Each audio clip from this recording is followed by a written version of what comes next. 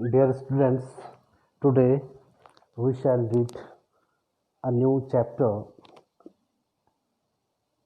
which is entitled as My Childhood. It's an autobiography of APJ Abdul Kalam, who was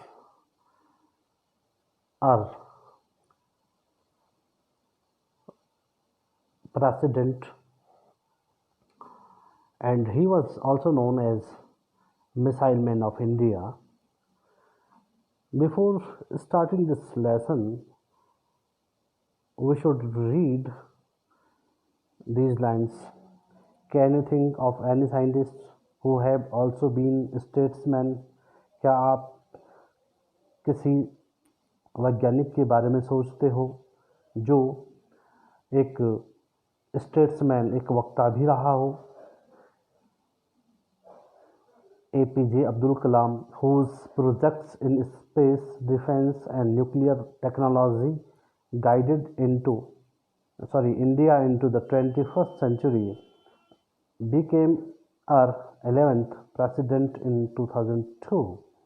APJ Abdul कलाम जो कि अंतरिक्ष, रक्षा और नाभिकीय जो तकनीकी है, जिन्होंने मार्गदर्शन दिया भारत को, और 21st सेंचुरी में यानी 21वीं शताब्दी में जिन्होंने अंतरिक्ष, रक्षा और नाभिकीय तकनीकी के बारे में मार्गदर्शित किया, became our 11th president in 2002.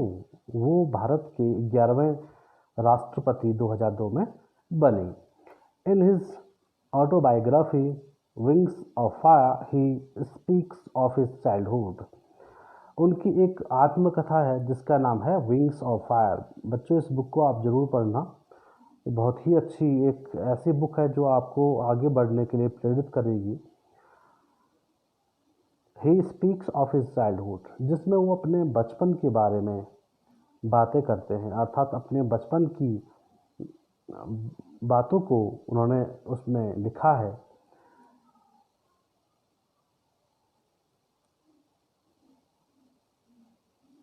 Now let's get started. I was born into a middle class Tamil family in the island town of Rameswaram in the erstwhile Madras state. मेरा जन्म एक मध्यम वर्गीय तमिल परिवार में रामेश्वरम नामक द्वीप में, जो कि पहले erstwhile मद्रास स्टेट, जो कि पहले मद्रास राज्य के नाम से जाना जाता था, उसमें हुआ. माय फादर, मेरे पिता, Jainulabdeen, had neither much formal education nor much wealth. मेरे पिताजी, जिनका नाम जैनुल आब्दीन है, यानी APJ अब्दुल कलाम जी के जो पिताजी हैं उनका नाम है जैनुल आब्दीन.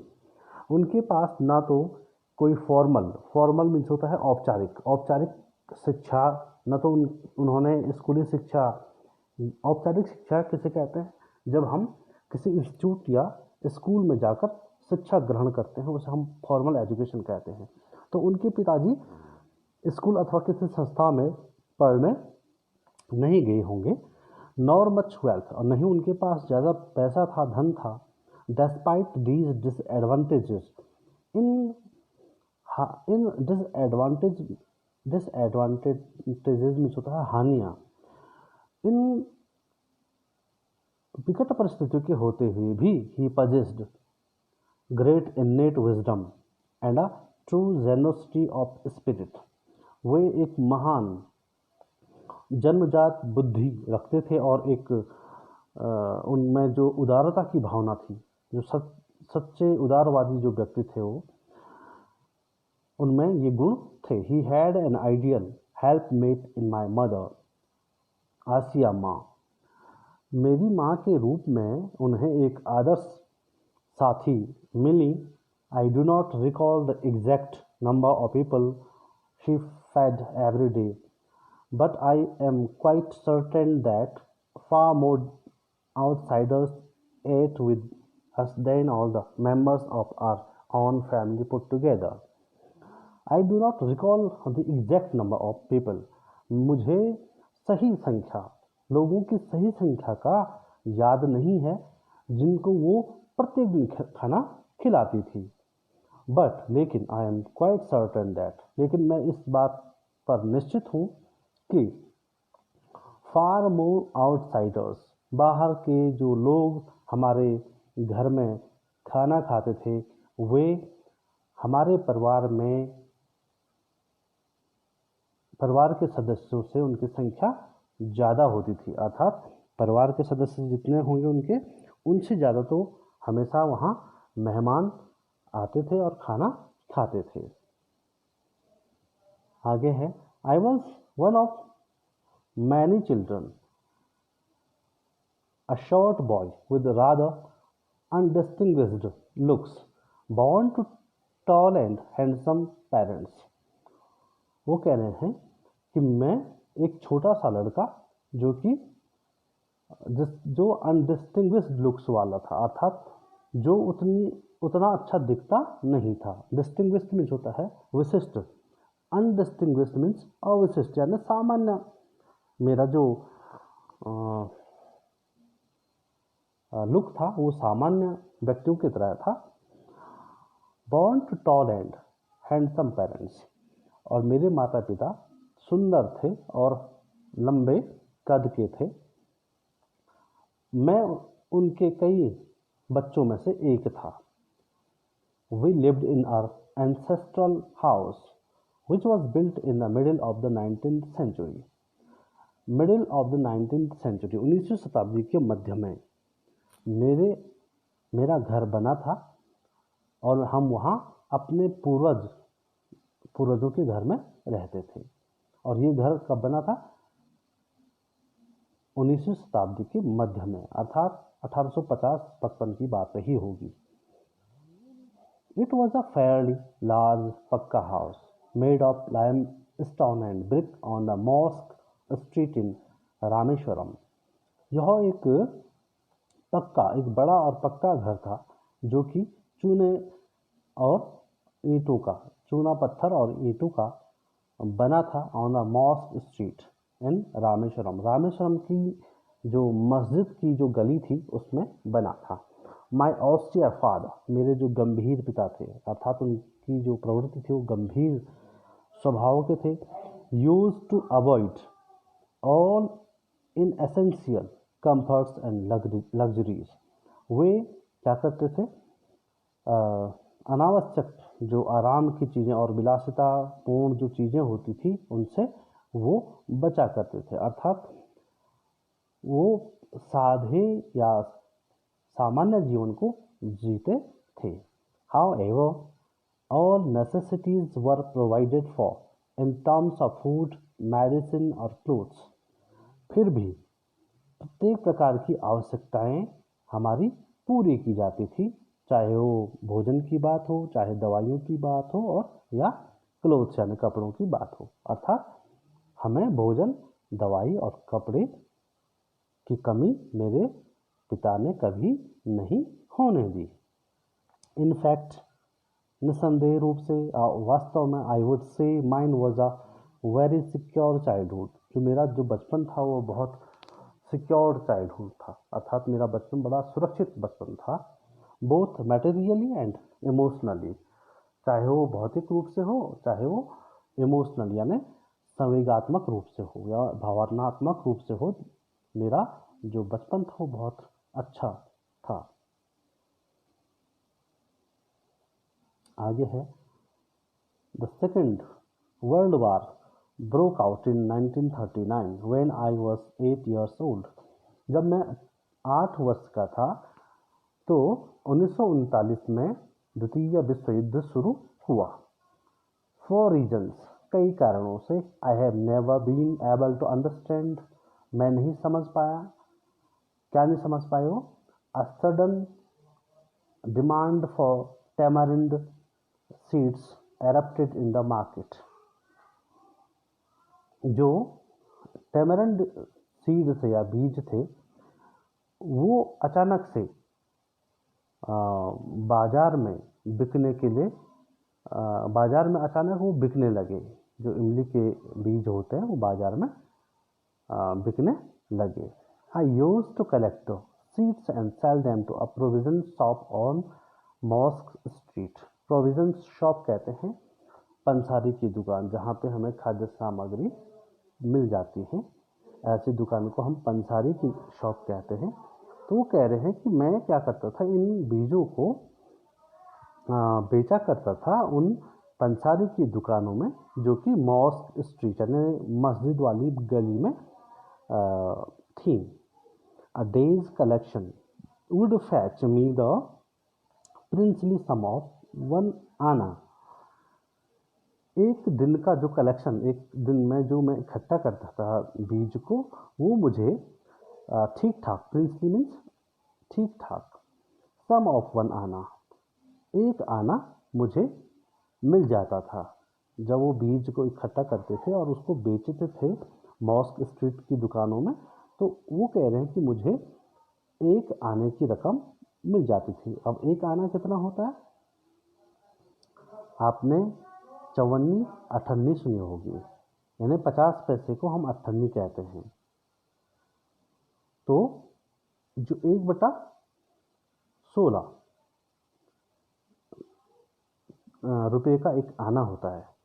माई brother in law Jainuddin would tell me stories about the war, which I would later attempt to trace in the headlines in Dinamani. वो कह रहे हैं my brother in law Zainulabdeen, sorry Zainulabdeen Jalaluddin, sorry, जो मेरे ब्रदर इन लॉ थे जिनका नाम था जलालुद्दीन, बहनोई जो थे उनका नाम था Jalaluddin. Would tell me stories, वो मुझे कहानी कहा करते थे अबाउट द वार, युद्ध की जो कहानियाँ होती थी। कौन सी युद्ध की? सेकेंड वर्ल्ड वॉर का जो युद्ध हो रहा था उसकी कहानियाँ वो कहते थे, सुनाते थे। Which I would later attempt to trace in the headlines in Dinamani, जो मैंने दीनामणि नामक अखबार की जो सुर्खियाँ थी या जो मुख्य खबरें थी उसमें मैं उस वार की कहानियों को ढूंढने की कोशिश करता था। Our area, being isolated, was completely unaffected by the war. हमारा जो क्षेत्र वो जो था वो एकांत में था, इसलिए वो इस युद्ध से पूर्णतया अप्रभावित रहा, अर्थात उसका असर उस क्षेत्र में नहीं दिखा। But soon India was forced to join the Allied forces and something like a state of emergency was declared. लेकिन जल्दी ही क्या हुआ, जो भारत को भी उस युद्ध में अलाइड फोर्सेस के साथ जो मित्र राष्ट्र थे उनकी तरफ से लड़ने के लिए बाध्य होना पड़ा। And something like a state of emergency was declared, और आपातकाल की जो स्थिति होती है वह हमारे राज्य में भी, यानी हमारे देश में भी उसकी घोषणा की गई। The first casualty came in the form of suspension of the train halt at Rameswaram station. जो पहला जो प्रभाव पड़ा, यहाँ पर कैजुअलिटी मीन्स ऐसा होता है किसी का मर जाना, मतलब जैसे एक्सीडेंट में कोई मरता है तो उसको कैजुअलिटी कहते हैं। तो पहला जो प्रभाव था वो रेलगाड़ी के स्थगन के रूप में था। अब वो रेलगाड़ी पहले कहाँ रुका करती थी? रामेश्वरम स्टेशन पर रुका करती थी। The newspapers now had to be bundled and thrown out from the moving train on the Rameswaram road between Rameswaram and Dhanushkodi. अब पहले क्या होता था, जो ट्रेन होती थी, ट्रेन से क्या करते थे, ट्रेन रुकती थी क्योंकि रामेश्वरम में, तो वहाँ पे जो न्यूज़पेपर हुआ करते थे, समाचार पत्र हुआ करते थे, उसको उतारा जाता था। लेकिन अब क्या हो रहा है, क्योंकि रामेश्वरम स्टेशन पर ट्रेन का रुकना बंद हो गया, तो अब क्या हो रहा है, जो न्यूज़पेपर्स थे वो अब उनका बंडल बनाया जा रहा था and thrown out from the moving train, चलती ट्रेन से, रेलगाड़ी से समाचार पत्रों के बंडल को फेंका जाता था ऑन द रामेश्वरम रोड। कहाँ? रामेश्वरम सड़क पर, बिटवीन रामेश्वरम एंड धनुषकोडी, रामेश्वरम और धनुषकोडी के बीच में चलती हुई ट्रेन से अखबारों के गट्ठर को फेंका जाता था। That forced my cousin Samsudin, who distributed newspapers in Rameshwaram, to look for a helping hand to catch the bundles, and as if naturally I filled the slot. फिर वो एक व्यक्ति का और जिक्र कर रहे हैं, उनके जो चचेरे भाई थे शमसुद्दीन, हु डिस्ट्रीब्यूटेड, जो बांटा करते थे, जो वितरित करते थे न्यूज़पेपर्स को इन रामेश्वरम। उनके चचेरे भाई जो कि शमसुद्दीन थे, वो रामेश्वरम में समाचार पत्र का वितरण किया करते थे। टू लुक, वो देख रहे थे, फॉर अ हेल्पिंग हैंड, वो चाहते थे कि उन्हें कोई सहायक के रूप में मिल जाए, टू कैच द बंडल्स, ताकि वह व्यक्ति बंडलों को, उन समाचार पत्र के गट्ठर को पकड़ ले, एंड एज इफ नेचुरली, और हमेशा की तरह क्या होता था, स्वाभाविक सी बात थी कि मैंने उस स्थान को भरा, अर्थात मैंने उस बंडल्स को पकड़ने का काम किया।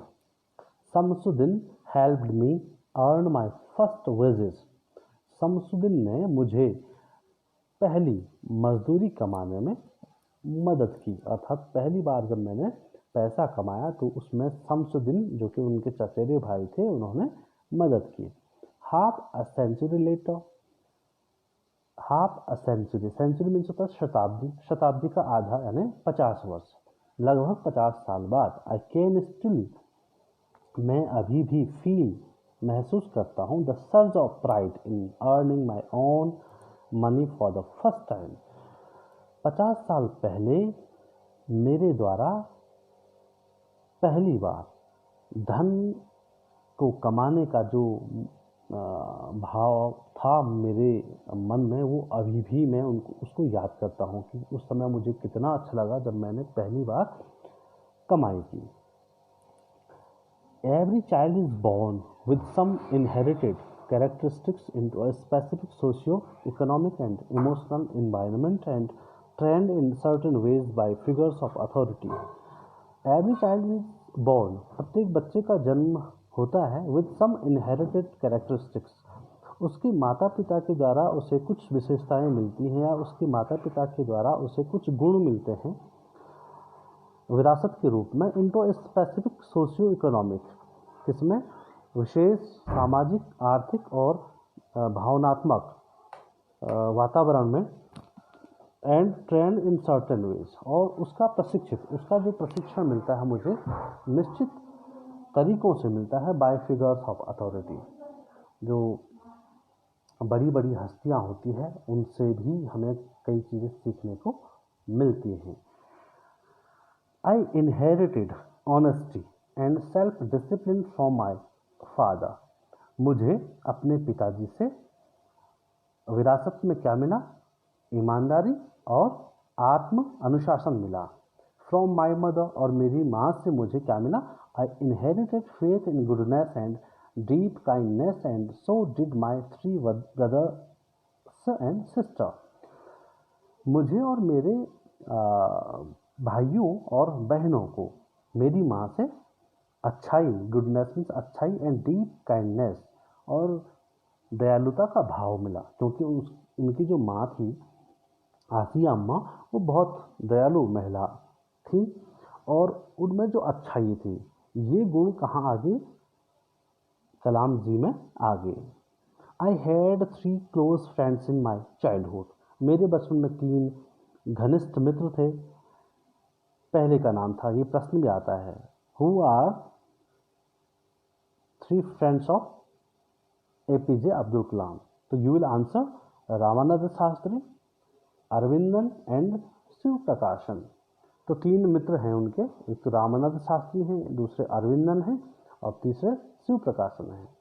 All these boys were from Orthodox Hindu ब्राह्मण फैमिलीज, और ये तीनों लड़के यानी रामानंद शास्त्री, अरविंदन और शिव प्रकाशन ये ऑर्थोडॉक्स हिंदू ब्राह्मण परिवार से थे, अर्थात जो रूढ़िवादी जो हिंदू ब्राह्मण परिवार होते हैं उनसे ये ताल्लुकात रखते थे, अर्थात उनके परिवार से थे। As children none of us ever felt any difference amongst ourselves because of our religious differences and upbringing. As children, बच्चों के रूप में none of us, हम में से किसी ने भी नहीं ever कभी felt महसूस किया any difference किसी भी प्रकार की भिन्नता भेदभाव amongst ourselves हम तीनों ने अपने मध्य कभी भी किसी भी प्रकार का भेदभाव नहीं महसूस किया because of our religious differences and upbringing.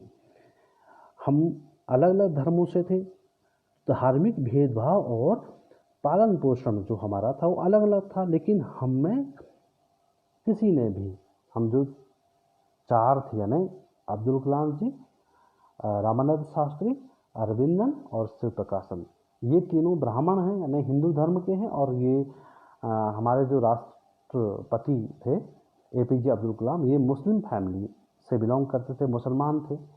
लेकिन वो कह रहे कि हमारे धर्म अलग होने के बावजूद और हमारी जो अपब्रिंगिंग थी, जो पालन पोषण हमारा हुआ था, उसके भिन्नता के बावजूद हमने कभी भी कोई भेदभाव महसूस नहीं किया। इनफैक्ट वास्तव में Ramanand Shastri was the son of पक्षी लक्ष्मण शास्त्री। जो रामानंद शास्त्री थे वो पक्षी लक्ष्मण शास्त्री के पुत्र थे। The high priest of the Rameswaram temple, जो रामेश्वरम का मंदिर है आपने सुना होगा तमिलनाडु में, तो उसके हाई प्रीस्ट थे। हाई प्रीस्ट में होता है प्रधान पुजारी, जो सबसे बड़ा पुजारी होता है, वो उस समय पक्षी लक्ष्मण शास्त्री थे। और वो किसके पिताजी थे? रामानंद शास्त्री। और रामानंद शास्त्री किसके मित्र हैं? एपीजे अब्दुल कलाम के।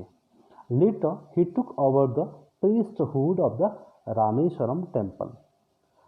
बाद में उन्हें पूजा पाठ करने का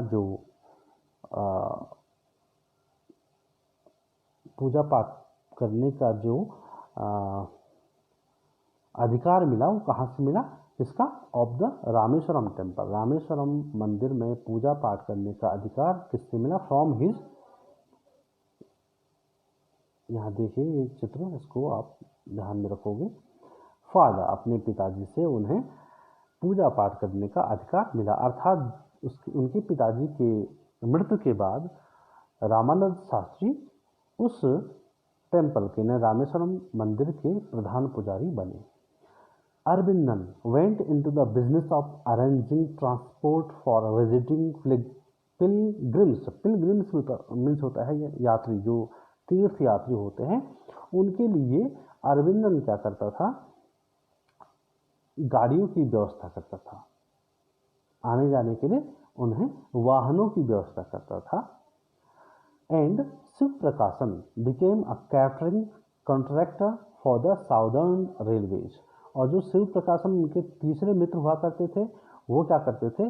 कैटरिंग कॉन्ट्रैक्टर मीन्स होता है खाना बनाने का ठेका लेने वाले, अर्थात कैटरिंग का काम जो करते हैं। कैटरिंग जैसे वो लोग कैटरिंग के काम में होते हैं, जो लोग किसी के आमंत्रण पर उनके घर में या कहीं भी खाना बनाने के लिए अपने दल के साथ जाते हैं और वो खाना बनाते हैं। जैसे हमारे यहाँ भी शादी ब्याह होता है तो हम जैसे किसी वेडिंग पॉइंट्स में किसी को ठेका देते हैं, उसको बोलते हैं कैटरिंग कॉन्ट्रैक्टर, जो ठेका लेता है और जो शादी में खाने पीने की व्यवस्था करता है, उसे कैटरिंग कॉन्ट्रैक्टर कहते हैं। तो ये काम कौन कर रहे थे? शिव प्रकाशन। अब देखिए आप, during the annual Shri Sitaram Kalyanam ceremony our family used to arrange boats with a special platform for carrying idols of the lord from the temple of the marriage site situated in the middle of the pond called Ram Tirtha, which was near our house. During the annual Sri Sitaram Kalyanam ceremony, Sitaram Kalyanam समारोह के वार्षिक समारोह के दौरान, during means दौरान, annual means वार्षिक, our family use to arrange, हमारा जो परिवार था वो क्या करता था, व्यवस्था करता था बोट्स की, नावों की, with a special platform for carrying idols of the lord from the temple. कहाँ से? मंदिर से जो भगवान की मूर्ति होती थी उसको ले जाने के लिए हम क्या करते थे, नाव, बहुत सारी नावों को इकट्ठा करते थे और उसका एक मंच बनाते थे ताकि उस मूर्ति को कहाँ ले जाया जा सके, टू द मैरिज साइट, विवाह मंडप की ओर, situated in the middle of the pond, जो कि तालाब के मध्य में एक जगह थी, राम तीर्थ कहलाता था, which was near our house, और वो हमारे घर के नज़दीक हुआ करता था। Events from the Ramayana and from the life of the prophet were the bedtime stories by my mother and grandmother would tell the children in our family। हमारे परिवार में मेरी माँ और मेरी दादी माँ सोने के समय, बेड टाइम, सोते वक्त हमें रामायण की कहानियाँ या रामायण के किस्से सुनाते थे और life of the prophet, Mohammad साहब के जीवन के बारे में हमें बताते थे। वन डे, एक दिन, when I was in the 5th standard at the Rameswaram elementary school, एक दिन जब मैं 5वीं में रामेश्वरम प्राथमिक विद्यालय में था, a new teacher came to our class, एक नए अध्यापक हमारी कक्षा में आए। I use to wear a cap which marked me as a Muslim, उन दिनों में एक टोपी पहना करता था जो मुझे मुसलमान होने का प्रतीक बनाता था, अर्थात आपने मुसलमानों के द्वारा पहने जाने वाले टोपी देखे होगी, तो ऐसी ही टोपी कलाम जी ने भी पहनी थी जब वो कक्षा 5 में पढ़ते थे। And I always sat in the front row next to Ramanand Shastri, और मैं हमेशा पहली पंक्ति में रामानंद शास्त्री के बगल पर बैठता था। हु वोर द, जो पहना करते थे क्या, ये देखो, ये जो बोट है, ये बोट, बहुत सारी बोट मिलकर एक मंच बनाएगी और जो पौंड के मध्य में जो राम तीर्थ है वहाँ तक वो भगवान की मूर्ति को ले जाने में मदद करेंगे। सेक्रेड थ्रेड, और जो रामानंद शास्त्री थे क्योंकि वो ब्राह्मण थे तो वो क्या पहनते थे, सेक्रेड थ्रेड मीन्स होता है जनेऊ, जनेऊ पहनते हैं। हमारे हिंदू धर्म में जो पुरुष होते हैं वो क्या करते हैं, जनेऊ का धारण करते हैं, एक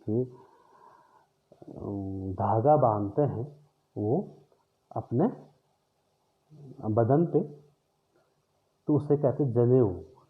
the new teacher could not stomach a Hindu priest son sitting with a Muslim boy, और जो नया अध्यापक था वह इस बात को नहीं सहन कर पाए कि एक हिंदू पुजारी का लड़का एक मुसलमान बच्चे के साथ बैठा हुआ था। In accordance with our social ranking as the new teacher saw it, I was asked to go and sit on the back bench. In accordance with के अनुसार, हमारे सामाजिक प्रतिष्ठा या सामाजिक स्थिति के अनुसार नए अध्यापक ने देखा और उन्होंने मुझे वहाँ से जाने को कहा और पीछे की बेंच पर बैठने को कहा। आई फेल्ट वेरी सैड, मुझे बहुत बुरा लगा। And so did Ramanand Shastri, और रामानंद शास्त्री को भी बहुत बुरा लगा क्योंकि वो मेरे साथ ही हमेशा बैठा करते थे। He looked utterly downcast as I shifted to my seat in the last row. He looked utterly downcast, वह बहुत उदास हो गया। कौन? Ramanand Shastri. As I shifted to my seat in the last row. जैसे ही मुझे अंतिम पंक्ति में बैठने के लिए अध्यापक ने आदेशित किया तो वह बहुत दुखी हो गए, यानी रामानंद शास्त्री इस बात को लेकर बहुत दुखी हुए। The image of him weeping when I shifted to the last row left a lasting impression on me. The image of him, उनकी जो रोने की जो छवि थी, उसने जब मुझे अंतिम पंक्ति पर बैठने के लिए कहा गया और इस बात को देखकर जब रामानंद शास्त्री रोने लगे तो मुझे उस छवि ने मुझ पर एक अमिट छाप डाली। After school, we went home and told our respective parents about the incident. School के बाद, छुट्टी होने के बाद जब हम घर गए और हमने अपने अपने माता पिता को इस घटना के बारे में बताया। Lakshman Shastri summon the teacher, Lakshman Shastri जो कि रामानंद शास्त्री के पिता थे, यानी रामेश्वरम टेम्पल के जो हाई प्रीस्ट थे वो थे लक्ष्मण शास्त्री। उन्होंने उस अध्यापक को बुलाया एंड इन आर प्रेजेंस, और हमारे प्रेजेंस में, हमारी उपस्थिति में, told the teacher that he should not spread the poison, social inequality and communal intolerance in the minds of innocent children. और उन्होंने हमारे सामने उन अध्यापक को कहा कि आपको बच्चों के दिमाग में सामाजिक असमानता, इनइक्वालिटी मीन्स असमानता, सामाजिक असमानता और सांप्रदायिक असहिष्णुता की भावना, असहिष्णुता के जहर की भावना, ये जहर के समान है, इसकी भावना को निर्दोष बच्चों के दिमाग में कभी नहीं भरना चाहिए। He bluntly asked the teacher to either apologize or quit the school and the island. उन्होंने दृढ़तापूर्वक उस अध्यापक को कहा या तो वो माफ़ी मांगे, अपोलोजाइज मीन्स माफ़ी मांगना, या तो माफ़ी मांगे या क्विट द स्कूल, या वो इस विद्यालय को छोड़ दें, एंड द आइलैंड, और इस टापू को भी छोड़ दें। अब चूँकि उस टापू में हिंदू मंदिर भी है और मॉस्क भी था, यानी मस्जिद भी था, और हिंदू और मुसलमान दोनों धर्मों के लोग आपस में बहुत घनिष्ठ संबंध रखते थे, उनके बीच में बहुत प्यार मोहब्बत था। तो इसलिए उन्होंने कहा कि या तो वो माफ़ी मांगे या तो उन्हें विद्यालय छोड़ना पड़ेगा, और विद्यालय के साथ साथ उन्हें इस द्वीप को, रामेश्वरम में जो द्वीप था उसको भी छोड़ना पड़ेगा। Not only did the teacher regret his behavior, but the strong sense of conviction Lakshman Shastri conveyed ultimately reformed this young teacher. न केवल उस अध्यापक ने अपने व्यवहार के लिए पश्चाताप किया, अपितु the strong sense of conviction Lakshman Shastri conveyed, Lakshman Shastri ने पहुंचाया, कन्वे मीन्स होता पहुंचाना, क्या पहुंचाना, ultimately reform this young teacher, इस नए अध्यापक की मानसिकता को भी उन्होंने अंतिम रूप से बदल दिया।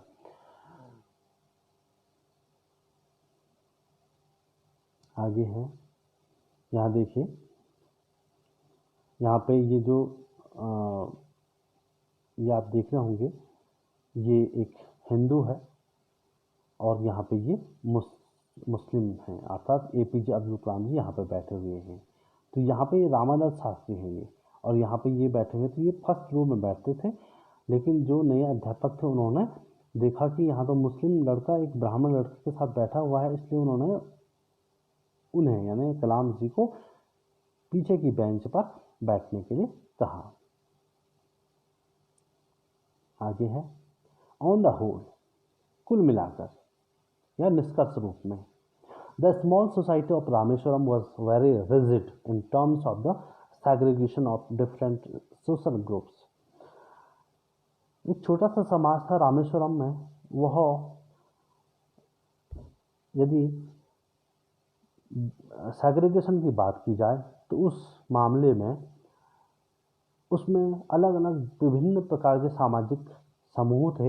How ever my science teacher Shiva Subramania Iyer, जिनका नाम था Shiva Subramania Iyer, though an orthodox Brahmin with a very conservative wife, वो एक रूढ़िवादी ब्राह्मण थे, लेकिन उनके साथ जो उनकी पत्नी थी वो बहुत दकियानूस प्रवृत्ति की थी, अर्थात पुराने खैरातों की थी, रूढ़िवादी थी। Was something of a rebel, वह एक विद्रोह, एक विरोधी के रूप में उनके साथ थी, अर्थात जो शिव सुब्रमण्यम अय्यर थे उनके विज्ञान अध्यापक, हालांकि वो एक रूढ़िवादी ब्राह्मण थे, लेकिन उनके साथ उनकी जो पत्नी थी वो बहुत विरोधी स्वभाव की थी, अर्थात वह जाति पाति और धर्म में भेद करने वाली महिला थी। He did his best to break social barriers so that people from varying backgrounds could mingle easily. He did his best, उन्होंने भरसक कोशिश की, to break, तोड़ने की, social barriers, सामाजिक जो रुकावटें या बाधाएं हैं उनको तोड़ने की उन्होंने भरसक कोशिश की, so that, ताकि people from varying backgrounds, विभिन्न पृष्ठभूमियों से जो लोग हैं वो आपस में आसानी से मिलजुल सके, इसके लिए उन्होंने बहुत ज़्यादा प्रयास किया। He used to spend hours with me, वो मेरे साथ कई घंटों गुजारते थे, अर्थात मेरे साथ वो कई समय बिताते थे। एंड वुड से, और वो हमेशा कहा करते थे, Kalam I want you to develop, Kalam मैं चाहता हूँ कि तुम विकास करो, सो दैट, ताकि you are on par with the highly educated people of the big cities, ताकि तुम बड़े शहरों के शिक्षित, हाईली एजुकेटेड, जिन्होंने उच्च शिक्षा प्राप्त की है, आप उनकी पार में जो था बराबरी करना, उनकी बराबरी कर सको। वन डे, एक दिन, he invited me to his home for a meal, एक दिन उन्होंने मुझे अपने घर खाने पर बुलाया। His wife was horrified at the idea of a Muslim boy being invited to dine in her ritually pure kitchen, ritually means होता है विधि पूर्वक, प्योर मीन्स विशुद्ध, किचन मीन्स रसोई। उनकी जो पत्नी थी वह हॉरिफाइड थी, भयभीत डरी हुई थी, एट द आइडिया, इस विचार से कि एक मुसलमान लड़के को एक हिंदू ब्राह्मण की रसोई में, जो कि विशुद्ध रसोई और नियम के साथ जो रसोई चलती है, उसमें खाना खाने के लिए उनके पति ने बुला दिया था, यानी साइंस टीचर ने उन्हें खाना खाने के लिए बुलाया था। She refuse to serve me in her kitchen, उन्होंने मुझे अपने रसोई में खाना परोसने से मना कर दिया। शिव सुब्रमण्यम अय्यर वॉज नॉट परचर्ब्ड, लेकिन जो शिव सुब्रमण्यम जो उनके विज्ञान अध्यापक थे वो परचर्ब्ड नहीं हुए, वो दुखी नहीं हुए या वो परेशान नहीं हुए। Nor did he get angry with his wife, नहीं हुए अपनी पत्नी के साथ क्रोधित हुए, बट इंस्टेड, लेकिन इसके बजाय, served me with his own hands, उन्होंने अपने हाथ से मुझे खुद खाना परोसा, and sat down beside me, और मेरे बगल में बैठ गए, टू ईट हिज मील, अपने भोजन को करने के लिए वो मेरे समीप बैठ गए। His wife watched us from behind the kitchen door, रसोई के दरवाजे के पीछे से उनकी पत्नी ने हम दोनों को खाना खाते हुए देखा। I wondered whether she had observed any difference in the way I ate rice. मैं समझ नहीं पाया कि उन्होंने मेरे खाना खाने के तरीके में क्या अंतर पाया, ये बात मुझे समझ नहीं आई। आई एट राइस, मैंने चावल खाए। ड्रिंक वाटर, पानी पिया। और clean the floor after the meal, और भोजन करने के बाद मैंने फर्श को साफ किया। When I was leaving his house, जब मैं उनके घर को छोड़ रहा था, अर्थात जब मैं उनके घर से जा रहा था, विदा ले रहा था, Shiva Subramania Iyer invited me to join him for dinner again the next weekend. तो शिव सुब्रमण्यम ने मुझे अगले शनिवार को, नेक्स्ट वीकेंड, वीकेंड मीन्स होता है शनिवार, अगले शनिवार को फिर मुझे रात्रि के भोजन के लिए आमंत्रित किया। ऑब्जर्विंग माई हेजिटेशन, मेरी संकोच को देखते हुए, he told me not to get upset, उन्होंने मुझे कहा कि उदास होने की जरूरत नहीं है, आपको उदास नहीं होना है, आप उदास मत हो। सेइंग, यह कहते हुए, once you decide to change the system, यदि आपने एक बार व्यवस्था को परिवर्तन करने के लिए मन बना लिया है, या आपने फैसला ले लिया है या निश्चय कर लिया है कि आप समाज में जो व्यवस्थाएं हैं, जो गलत रीतियां हैं, जो कुरीतियां हैं, उनको यदि आपने चेंज करने की ठान ली, such problems have to be confronted, ऐसी समस्याएं आपको मिलेंगी, अर्थात आपको ऐसी समस्याओं से जूझना होगा। कन्फ्रंटेड में सामना करना, कन्फ्रंट करना। When I visited his house the next week, जब मैं अगले सप्ताह उनके घर गया, Shiv Subramaniam Iyer's wife took me inside her kitchen and served me food with her own hands.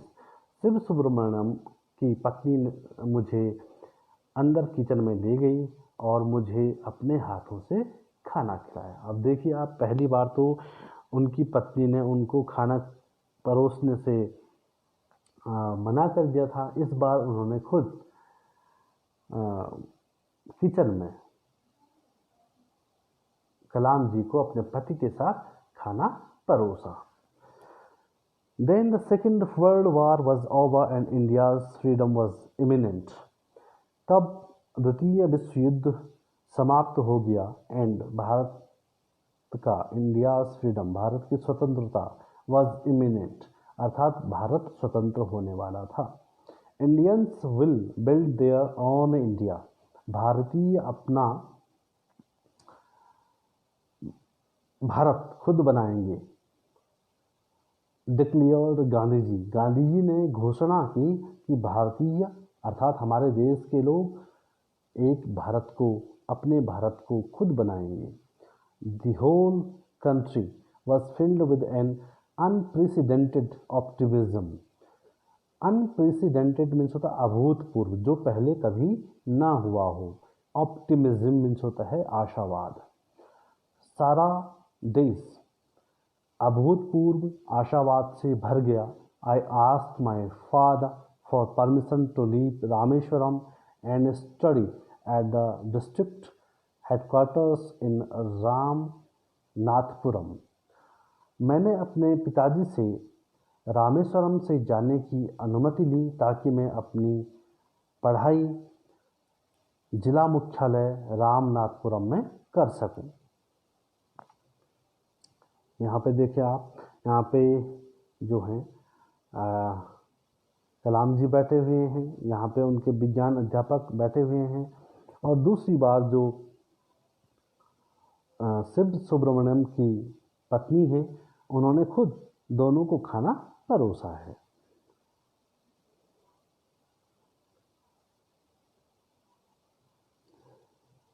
He told me as thinking aloud, Abul, I know you have to go away to grow. उन्होंने मुझे कहा, मानो जोर से सोचते हुए उन्होंने मुझे कहा, अबुल, अबुल मीन्स अब्दुल को उन्होंने घर में उनको अबुल कहते थे। वो क्या कहा, अबुल आई नो, मैं जानता हूँ, you have to go away to grow, तुम्हें अपनी प्रगति के लिए, ग्रो मीन्स वैसे पैदा करना होता है, ग्रो मीन्स बढ़ना, उगना, उन्नति करना, तो यहाँ पर उन्नति करना है।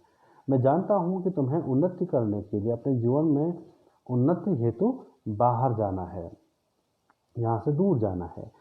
Does the seagull not fly across the sun?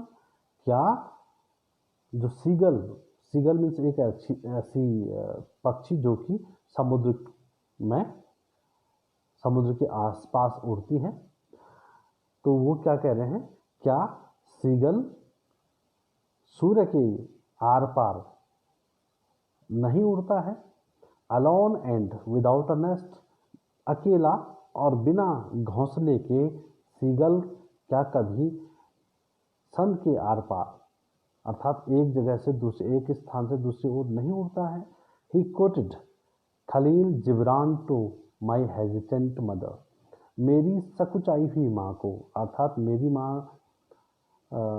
अंदर से डरी हुई थी, वो नहीं चाहती थी कि मैं उनसे दूर जाऊं, तो उन्होंने इस बात को नोटिस में लेकर कहा, मेरी माँ से एक उद्धरण जो कि खलील जिब्रान जो एक बहुत बड़े दार्शनिक हुए हैं, उनका